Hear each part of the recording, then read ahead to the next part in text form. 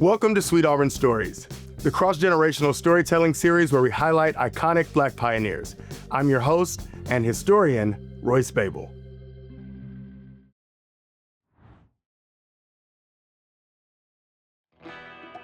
Andrew J. Young was born in New Orleans, Louisiana, to the son of a dentist and school teacher, and has earned worldwide recognition as a pioneer of civil and human rights for over 6 decades. A key confidant of Dr. Martin Luther King Jr. in the 1960s, he was a strategist and negotiator during civil rights campaigns that led to the passing of the Civil Rights Act and the Voting Rights Act. A veteran public servant, Young has served as a U.S. Congressman, U.S. Ambassador to the United Nations, where his efforts ended white minority rule in countries like Zimbabwe, as well as a 2-term mayor of Atlanta. During his time as mayor and beyond, he ushered unparalleled economic growth for the city, attracting over $70 billion in foreign investment, garnering federal funding from MARTA, and notably spearheading the 96th Centennial Olympic Committee. Today, he leads the Andrew Young Foundation, where they are focused on providing aid for underserved communities globally. Please welcome the iconic Andrew Young. How are you today, Ambassador Young? I'm fine. Okay. Can I call you Andy? You can call me anything you want to call me. Okay, all right. We'll get comfortable here. Andy? Yeah. Andy. You got a fancier name than mine, Royce. Royce? Rolls Royce? Yeah. Okay. Let's jump right in with wordplay. The rapid fire game where I say a word and you just have to tell me what you think about it. My first word is lemon pepper wet. Well, I don't know what wet is, but I know lemon pepper wings. Yeah. And I think we ate them at the same place. LT's. LT Wings was owned by the son of the school superintendent. I never knew that. Yeah. And when his father died, I think, I don't know why he got out of the wing business, but it's like Alex Barbecue, which was right down the street here. It was, and Pascal's. Yeah. I mean, and Busy Bee. These are institutions that were developed and owned by Black Americans, and I'd be willing to bet, though I don't know it's true, they all borrowed money from Mr. Herndon. Loss of LT's was tragic. That was the day if I ever cried about chicken. That would be my day. My second word. Now, I'm gonna have some thoughts on this one. Uncle Tom. Uncle Tom is a misunderstanding of the need for some Black folk to deny themselves in the service of their children and their children's children. And they didn't tell their masters and owners the truth. They told them what they thought they wanted to hear. It sounds a little more respectable if you say yes, men. And most people go into work and they tell their boss just what they want to hear, what they think the boss wants to hear. Right. That may or may not be a good way to run a business. Yeah. But it was one of the ways that brilliant Black people used to survive. Yeah. That they played the game and usually won it because the white folks actually thought they were stupid, you know, and didn't think they had any brains, and they were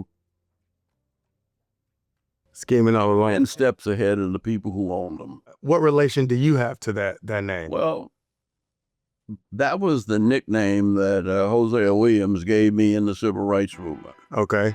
And he said that because I would always tell the white folks' side in the meeting. And I said, you know, you can't have change unless you really understand your adversary. Yeah. And I mean, people would get what we used to call freedom high. And they'd get these hallucinations of grandeur, that they're going to go downtown and march and they're going to do this and the wall is going to come tumbling down. Bullshit. Right. Freedom. Freedom is the capacity and the opportunity to be the best that you can be at whatever you want to be. Yeah. Freedom is not something somebody gives you. Okay. It's something you take. Okay. It's in you. And I've always been free. So this is my question to you. Who is on your Mount Rushmore of music? Well, I'd have to start with Louis Armstrong. Oh, that's a good one. Because he lived about 6 blocks from me. In New Orleans. And he was one of my daddy's patients. Oh, wow. Yeah. And then Ray Charles. Okay. Before Ray Charles, probably Harry Belafonte. Okay. Aretha Franklin. Yeah. Lena Horne. Yeah. Mahalia Jackson. Yeah. That's good. And Otis Redding. Oh, yeah. Otis Redding. There was a kid that called me, one of the rappers. His mother called me and said, "This boy is always getting in trouble, and I wonder if you talk to him." And I said, "Yeah, if he calls me, I'll talk to him." And I forget his name, Chris Brown. Yeah. And he called, and I said, "Look, I don't know you, and you don't really know me, but let me just say, I know how you get hot." Yeah. And I said, "But you got to learn to be cool." And I said, "Buy Otis Redding's record, and sitting by the dock of the bay." Yeah. But I said, the one that you ought to listen to over and over is Try a Little Tenderness. See? So you gave Chris Brown some advice. Well, and you know what he did? He not only took it, he recorded it. He made an Otis Redding recording. Did he? And it was evidently a bestseller, and he didn't send me a commission. Okay. You're an ordained minister. And the Black church used to be the center of economic wealth, communication, power, significance.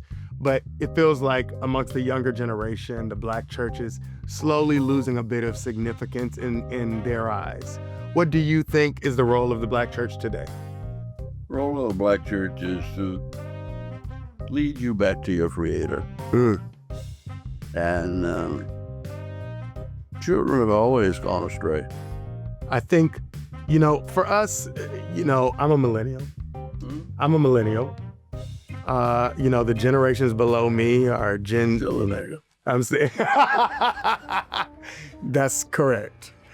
We are, it feels like we're seeing democracy fail in real time. Well, we are. Yeah. I mean, democracy right now is failing. You know why? Why? Because half of the people in this country sat on their asses and did not vote. Okay. All you had to do is get up off your behind and go vote. Right. Every time there is a vote. Yeah. And that was one of the, Atlanta Life started the Atlanta Voters League, I think. It was started in their offices. Yeah.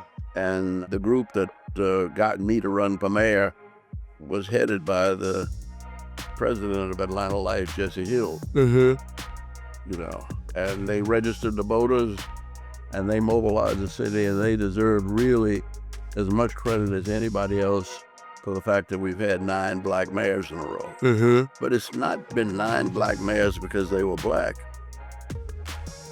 It's been 9 Black mayors because they were smart, they worked hard, they cared about the city, and they had a vision for everybody. We agree. We're seeing it fail in real time.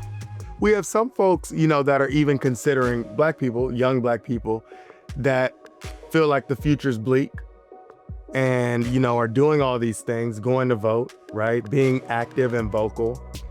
However, they're like, maybe we'll just move. Huh? Maybe people are considering moving. Let me tell you something. I've been to 151 countries on this planet. I ain't leaving Atlanta. Yeah.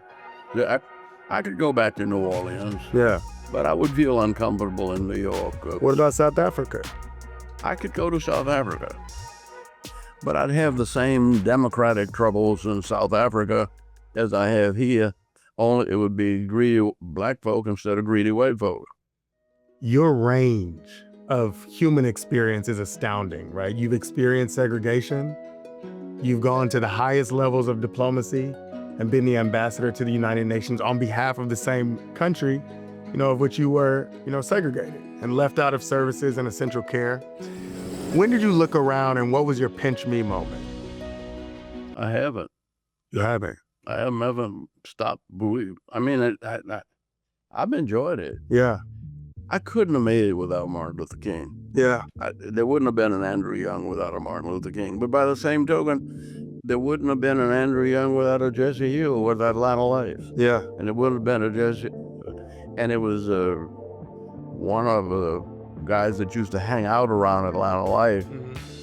But he used to also hang around the state legislature that insisted that I meet Jimmy Carter.